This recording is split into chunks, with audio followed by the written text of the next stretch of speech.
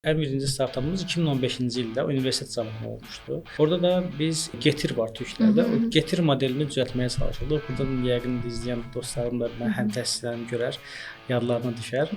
Biz Getir yaranan ildə 2015-ci ildə biz də bunun eynisini qurmağa çalışırdıq Azərbaycanda.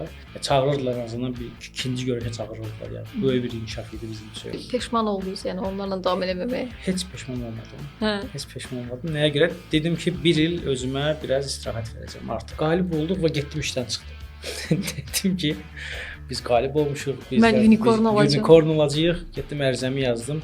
Birbaşa bir həftə sonra işdən çıxdım. Onsuz da yığılmışdım, işdən çıxmaq istəyirdim. Hamı deyir süni intellekt. Və onun qabağına gələndə deyib, bəs biz oyun motoru hazırlayırıq. Belə güldü, xoşuna gəldi. Dedi ki, aha, yavaş-yavaş mən deyənə gəlirsiniz. Dedi, bəs yığa biləsiniz oyun motorunu, necə olacaq? Mexanizm necə işləyəcək? Heç nə bilmirik, hal-hazırda oyun motoru necə yığılır. Amma problemi bilirik də.